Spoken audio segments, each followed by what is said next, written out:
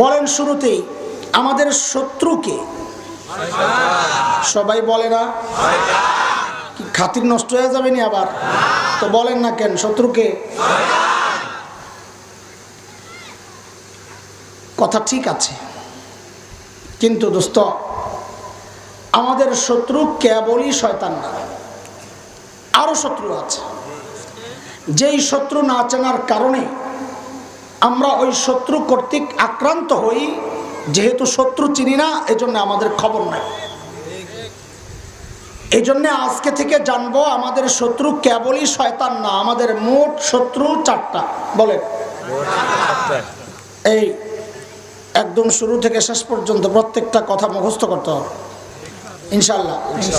একটা ছোট্ট বাচ্চা থেকে ওই যে আমার বাপজানরা লাঠি লোটালে আসছে, বুড়া মানুষ, ওনারা পর্যন্ত আজকের পড়া মুখস্থ শোনাবেন আগাগোড়া, যেন 2 বছর পরে ওই হুজুর না ওই যে ওয়াজ করছিল ওইটা যেন এমন হয়। ঠিক আছে ইনশাল্লাহ, পুরা আগাগোড়া পড়া মুখস্থ। কাজে আজকের এই কিসের তাফসীরুল কোরআন মাহফিল টাফিল সব বাদ, আজকে হইল শত্রু চেনার ক্লাস। বলেন আমাদের নুরানির বাচ্চাদেরকে আমরা যেভাবে পড়াই আজকে আপনাদেরকে ওইভাবেই পড়াবো ইনশাআল্লাহ। বলেন আমাদের শত্রু কয়টা? আরো জোরে চিল্লায়া একসাথে। শত্রু কয়টা? এখন আমি যদি বলে যাই শত্রু 1 2 3 এটা সকালে আপনারা ভুলেও যেতে পারেন। একজন আরেকজনকে জিজ্ঞেস করে 3 নম্বরটা ভুলে গেছে। এই জন্য আমাদের বড়রা আমাদের উপর ইহসান আর দয়া করেছেন, এমন একটা শব্দ তৈরি করে দিছেন যে তুমি ওই শব্দটা মনে রাখো তো আজীবন তুমি তোমার 4 শত্রু ভুলবা না ইনশাআল্লাহ। এখন আপনি মনে মনে চিন্তা করতেছেন, হুজুর আবার যদি শব্দটা ভুলে যায় তাহলে তো পুরো ঘাটতি রয়ে গেল, কারণ ওই শব্দের ভেতরেই তো 4 শত্রু। তো শব্দ ভুলে গেলে ঘাটতি শেষ না? না, ওই শব্দ ভুলবেন না ইনশাআল্লাহ, কারণ ওই শব্দ আমি আপনি সচরাচর ব্যবহার করি, হয়তো জানি না এটা যে এই শব্দের ভেতরেই আমার 4 শত্রু লুকায় আছে। সেই শব্দটার নাম হচ্ছে দুশমন। বলে সবাই বলেন শব্দের নাম আরো জোরে। শত্রু কয়টা? শব্দের নাম। এই দুশমনের মধ্যে আমার 4 শত্রু লুকায় আছে। কিভাবে? বলে দুশমন আরবি, উর্দু, ফার্সি, বাংলায় লিখতে অক্ষর লাগে 4টা। কয়টা? 4টা। এই প্রত্যেকটা অক্ষর আমার এক শত্রুর প্রথম অক্ষর। আমরা হয়তো এইভাবে চিন্তা করি নাই। দুশমন লিখতে অক্ষর কয়টা? বলেন 1 নাম্বার দাল। 1 নাম্বার কি? দুশ, দাল। 2 নাম্বার শিন, দুশ। 3 নাম্বার মিম, দুশমন না। 1 নাম্বার দাল, 2 নাম্বার 3 নাম্বার মিম, 4 নাম্বার নুন। 4 নাম্বার কি? বলেন আবার শত্রু কয়টা? শব্দের নাম অক্ষর কয়টা? প্রথম অক্ষর 2 নাম্বার 3 নাম্বার 4 নাম্বার পড়া মুখস্থ হয়েছে তো না? আলহামদুলিল্লাহ, আলহামদুলিল্লাহ। চলে শত্রু কয়টা? শব্দের নাম অক্ষর কয়টা? প্রথম অক্ষর দাল মানে হচ্ছে দুনিয়া। দাল মানে দুনিয়া আমার শত্রু। দুনিয়া মানে টাকা পয়সা, জায়গা জমিন, ব্যাংক ব্যালেন্স যা আছে। কখন? এটা আমি পরে আসছি, আপনি আগে পড়া মুখস্থ করেন। 1 নম্বর শত্রু পাইলাম কি? বলেন শত্রু কয়টা? শব্দের নাম অক্ষর কয়টা? প্রথম অক্ষর দাল মানি দুনিয়া। বলেন দাল মানি 2 নাম্বার শিন মানি। বলে না শিন মানি শয়তান। শত্রু কয়টা? শব্দের নাম অক্ষর কয়টা? আরো জোরে। প্রথম অক্ষর দাল মানি শিন মানি 3 নাম্বার মিম। বলেন মিম মানি মাখলুক। মিম মানি আল্লাহ খালেক। আমার স্ত্রী, আমার সন্তান, আমার নেতা, খেতা ফেতা যা আছে সব মাখলুক। মাখলুক আমার শত্রু। কখন কিভাবে ওটা পরে আসতেছি। ইনশাআল্লাহ। বলেন শত্রু কয়টা? শব্দের নাম অক্ষর কয়টা? প্রথম অক্ষর দাল মানি, 2 নাম্বার শিন মানি, 3 নাম্বার মিম মানি, 4 নাম্বার নুন মানি নফস। নুন মানি নফস আমার শত্রু। কখন কিভাবে আসতেছি ইনশাআল্লাহ। বড় মুখস্থ হয়েছে সবার? না শোনাইলে মুরগি, না শোনাইলে হ্যাঁ, না বেতের বাড়ি দিলে আপনারা আবার পুলিশের কাছে যাইবেন। মুরগি পুলিশ আইলে কোনো ব্যায়াম করাই, ঠিক আছে না? শত্রু কয়টা?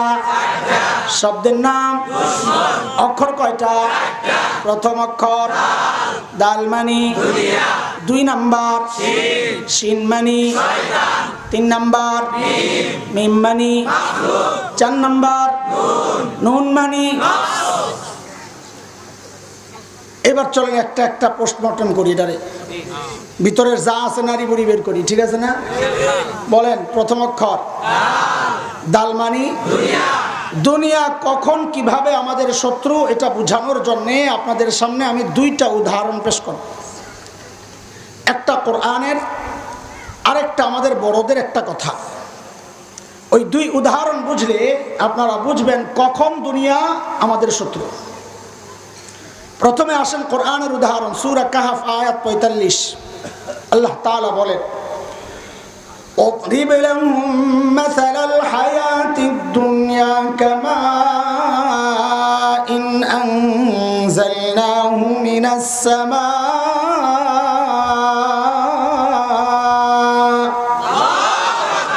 كماء أنزلناه من السماء فاختلط به نبات الأرض فأصبح هشيما تذروه الرياح وكان الله على كل شيء مقتدرا। খুব খেয়াল করেন, মনোযোগ আছে? এই আয়াতে আল্লাহ দুনিয়ার তুলনা করছেন পানির সাথে, বৃষ্টির পানির সাথে। আপনারা বলেন পানির সাথে কার সাথে? কেন তুলনা করলেন? এটা যদি বুঝে যান তো আপনি বুঝে যাবেন দুনিয়া কখন আপনার শত্রু। বলেন পানি অত্যন্ত জরুরি জিনিস কিনা? কোরআনে আসছে পানিকে আল্লাহ বলেছেন হায়াত, এটা দ্বারা সবকিছুর জীবন হয়। কাজে এই জন্য আমরা বলি পানির অপর নাম কথা, ঠিক আছে তো? ঘুরবেন না তো আবার? দেখেন আপনাকে অভ্যাস খারাপ, ঘুরে যান। এলাকায় বন্যা হয়, মাঝে মধ্যে বাড়িতে ওঠে, 88-তে উঠছিল। আচ্ছা বলেন তো পানি যখন বাড়িতে উঠা হাঁটু সমানো হয়, এই পানি জরুরি না বিপদ? এই যে ঘুরছে, মানা করলে একটু আগে মানা করলাম। আচ্ছা বলেন তো এবার হাঁটু থেকে কোমরে উঠলে বিপদ বাড়ে না কমে? আবার একটু বুঝে শুনে বলেন তো দোস্ত, কোমর থেকে গলায় উঠলে বিপদ বাড়ে না কমে? আর একটু উপরে গেলে পানির ধর্ম কি পাইলাম? শুরুতে কয় জরুরি, এরপর কয় জরুরত থেকে বেড়ে গেলেই বলে যত বাড়ে তত বিপদ, যত বাড়ে তত বিপদ। ঠিক আল্লাহ তাআলা বলেন, আরে আমার বান্দা, তোমার মাল, তোমার টাকা পয়সা, তোমার জায়গা জমি, ব্যাংক ব্যালেন্স, এটা অত্যন্ত জরুরি।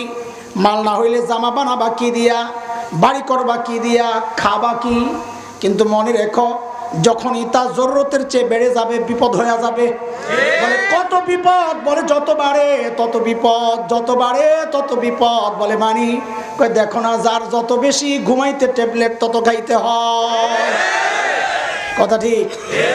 রাত্রে ঘুমায় না, কিও ঘুমাসে না, ঘরে শয়তানের লেন্স একটা লইয়া এই মাথার থেকে ওই মাথায় টানে আর টানে। কি কার লেন্সা? বরে কই একটু তেল দাও, ভিতরে হইলে আগুন, মাথায় তেল দিলে কি লাভ? আগুন কই? কয়ডারে ঠান্ডা করার রাস্তা কি? কোরআন ঢুকা, কি ঢুকা? কোরআন ঢুকা, ঠান্ডা হয়ে যাবে। বড় বনের দুনিয়া জিফা তালিবুহা কিলাব। অনেকের হাদিস বইলা চালায় দেয়, খবরদার খবরদার, এটা হাদিস না, এটা বড়দের কথা, বাকি দামি কথা, সুন্দর কথা। হযরত মুফতি আব্দুল মালিক দামাত বারাকাতুহুল আলী আমাদের অনেক বড় মানুষ। হযরতের একটা কিতাব আছে প্রচলিত জাল হাদিস, সমাজে এমন অনেক কথা ছড়ায় আছে যেগুলারে মানুষ হাদিস বইলে চালায়া দেয়, বাজারজাত করে লায়। খবরদার, এটা বড় ভয়ঙ্কর জিনিস।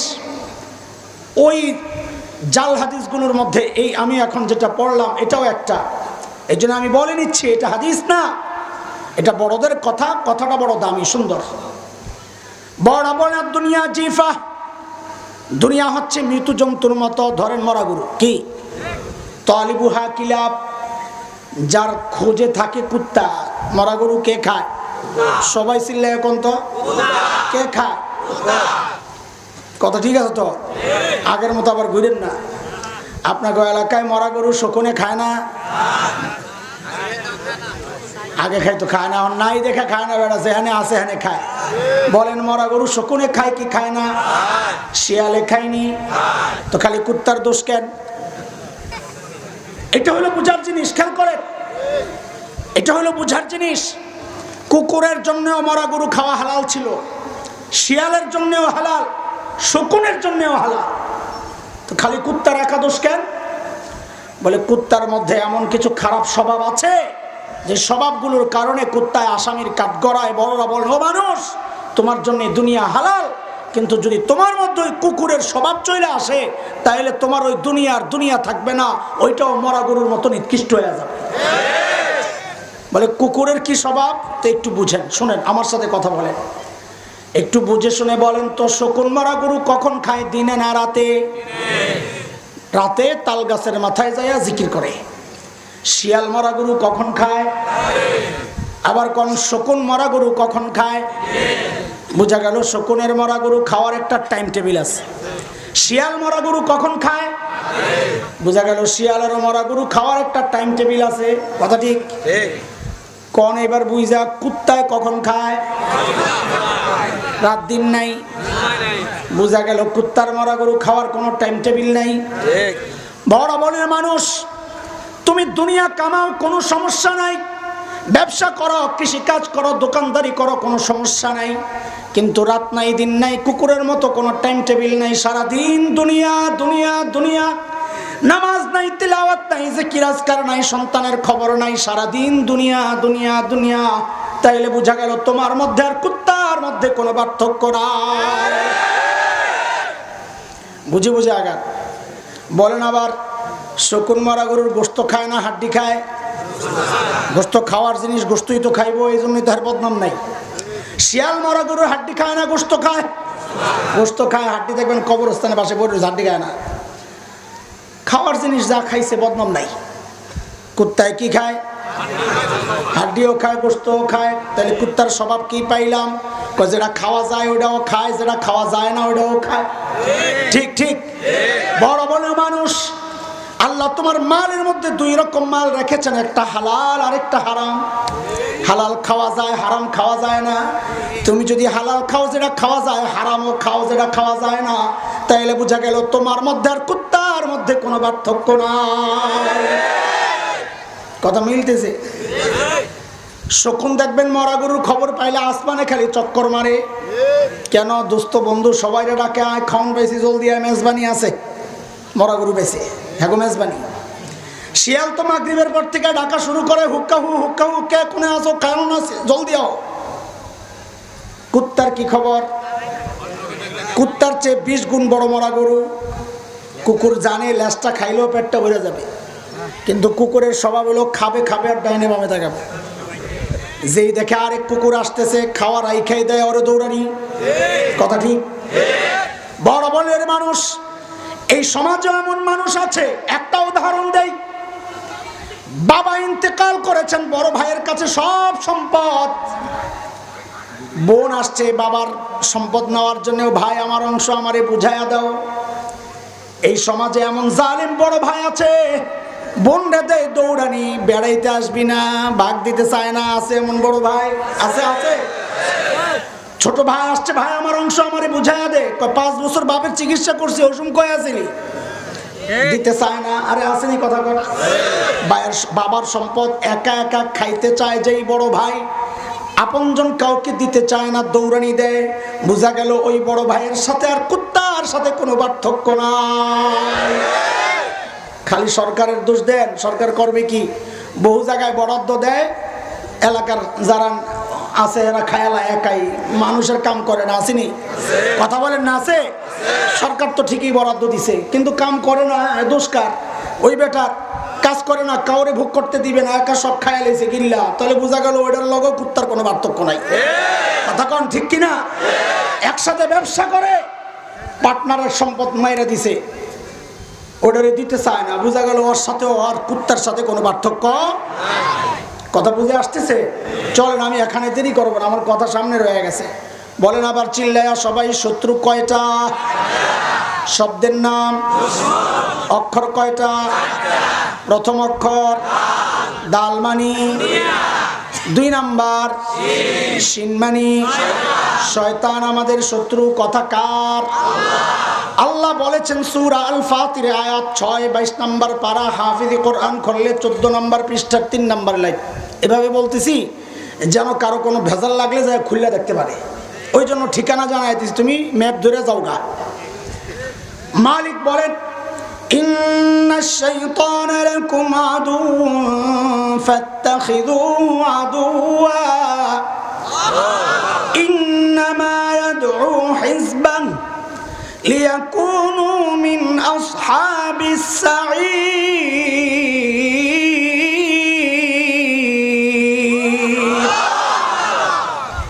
আল্লাহ বলেন, এরে মানুষ, নিশ্চয়ই শয়তান তোর শত্রু, আমি শত্রু বানাইছি। ফাত্তাখিযুহু আদুওয়া, তুইও শত্রু মনে করিস, নাইলে ও তোকে ডাক দিয়া জাহান্নামের রাস্তায় উঠায়া দিবে। কাজে কি করা লাগবে? শয়তানকে মোকাবেলা করতে প্রস্তুত তো ইনশাআল্লাহ? কিন্তু মোকাবেলা যে করবেন, ওরে যে বাইরে আইবেন, দেখছেন নি শয়তান? হ্যাঁ দেখো নাই? না দেখে তো শয়তানি করো। কই দেখছি? শয়তান দেখা যায় না, শয়তান কথা কার? যিনি কইছে দেখছেন, ওটাও ঠিক আছে, আইতেছি আমি। বেটার আবার গুতায় না যে তোরটা হইল না। হ্যাঁ ঠিক আছে, শয়তান দেখা যায় না, কথা কার? আল্লাহ বলেছেন সূরা আরাফ আয়াত 26, 8 নাম্বার পারা, হাফিজ কোরআন খুললে 12 নাম্বার পৃষ্ঠা, একদম 6 নাম্বার লাইন। মালিক বলেন ইয়া বানি আদম লা ইয়াফতিনান্নাকুমুশ শাইতান কামা আখরাজা আবাওয়াইকুম মিনাল জান্নাহ ينزع عنهما لباسهما ليريهما سوآتهما إنه يراكم هو وقبيله من حيث لا ترونهم। লম্বা আয়াত আল আয়া।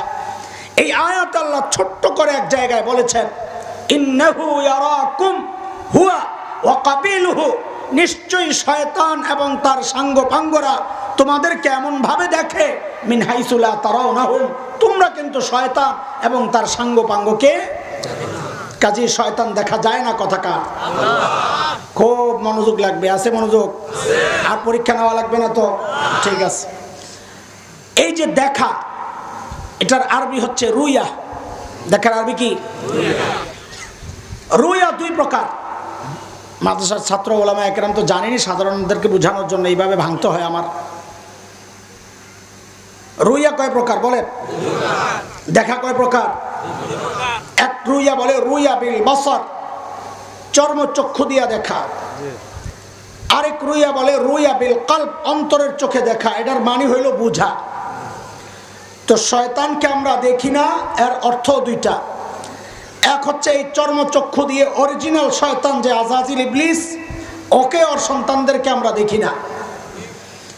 আরেকটা হচ্ছে অন্তরের চক্ষু দিয়ে দেখা, মানে চিনা বুঝা।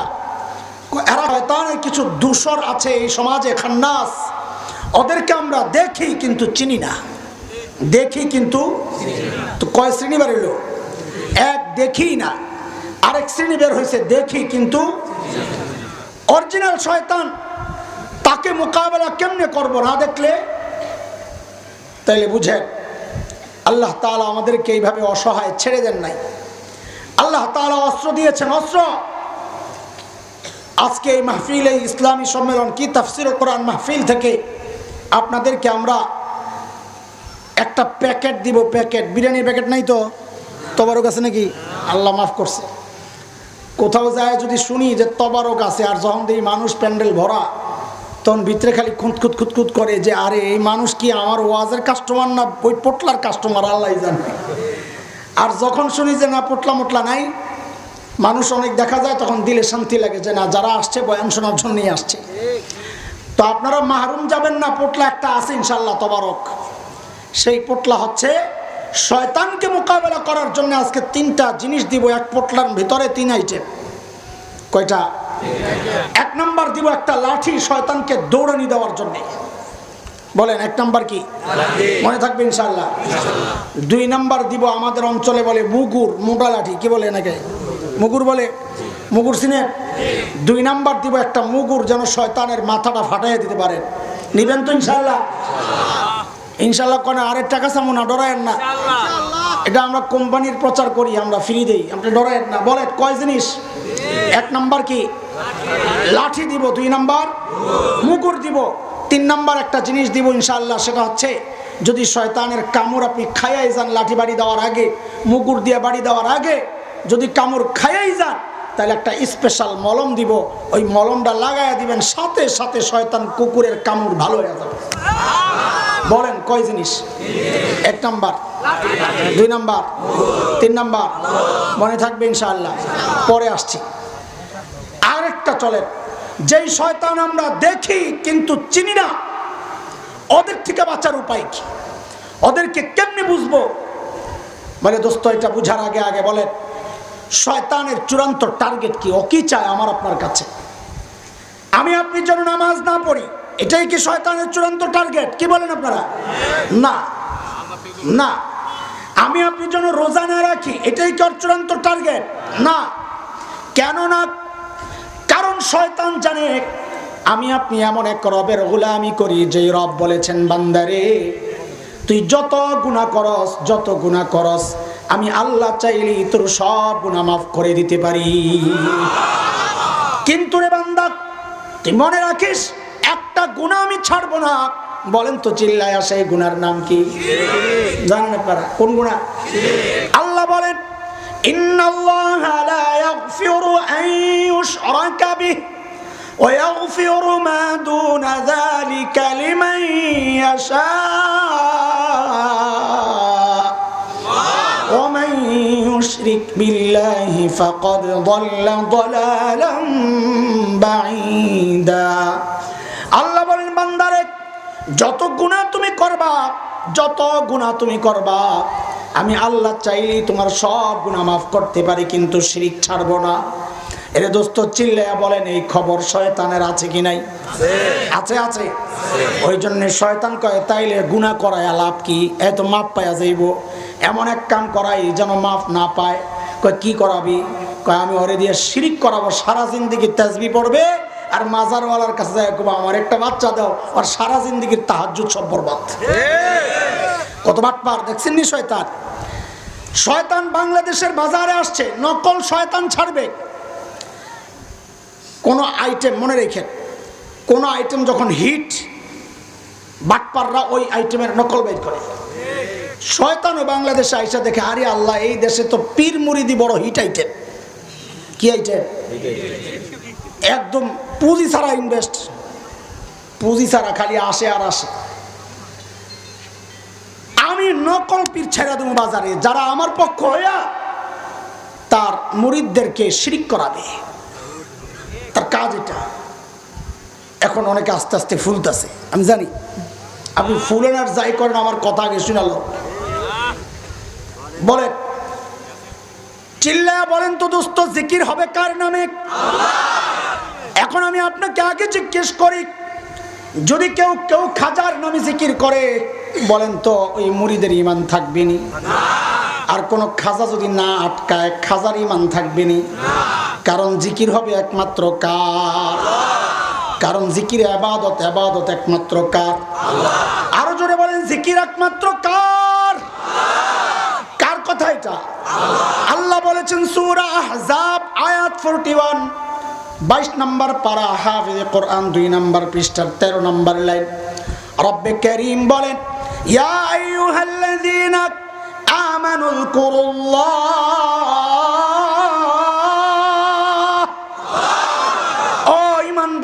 জিকির করো কার? করেন না একটু? আল্লাহ আল্লাহ আল্লাহ আল্লাহ আল্লাহ। রাখেন রাখেন, জিকির করানো মাকসাদ না। ওই আরেক ভাইরা আছে কয় আল্লাহ আল্লাহ, জিকির নাই, ওদেরকেও একটা জবাব দিলাম যে আছে। জিকির হবে একমাত্র কার? এখন কেউ যদি খাজার কাছে যাওয়ার সময় বেড়াবেড়ি একখানে জিকির করতে করতে যায়, আল্লাহর ওলি খাজা বাবা, ঈমান থাকবে নি? কথা বলেন, ঈমান থাকবে? শয়তান যদি আপনাকে বলে, আরে মুসলমানের সন্তান, আমি তো হিন্দুকে দিয়া মূর্তির পূজা করাই, তুইও কর, করবেন নি? করবেন?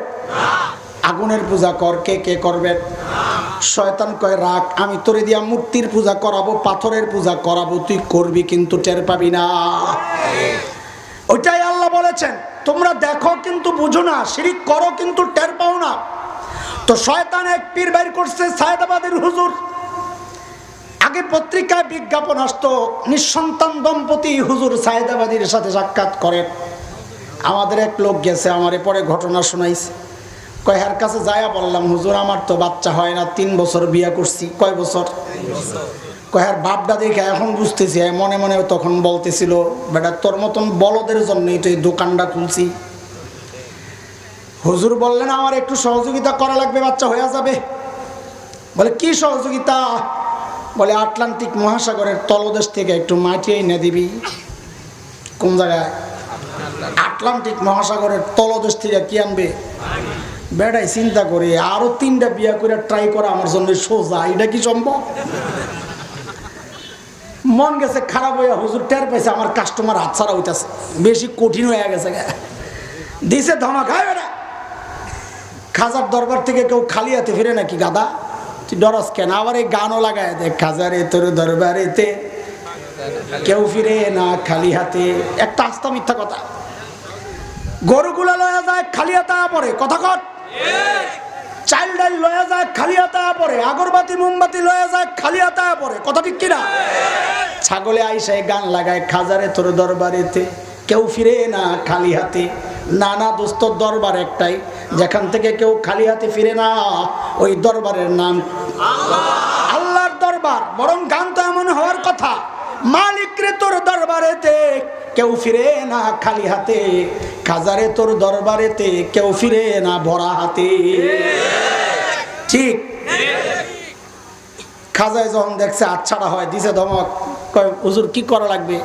আমার কাছে জিন আছে, সালাম দিয়া মারি লইয়াম। তো আলহামদুলিল্লাহ খুশি হয়ে গেছে। কয় রাখ, এত খুশি হইস না, এটি আবার ঝামেলা। কি ঝামেলা? কটি মিষ্টি মিষ্টি না খাওয়াইলে কাম করতে চায় না। কজুর লয়ে 2 কেজি, কারণ এগুলো ডায়াবেটিস নাই, রাক্ষস এগুলো 15, 30, 40 কেজি নিচে কাম হয় না। বেটা বুঝছি হুজুর কি কইতে চায়। হুজুর কত লাগবো? সোজা কথা কর। কয় 10,000। কত? কথা বলে না।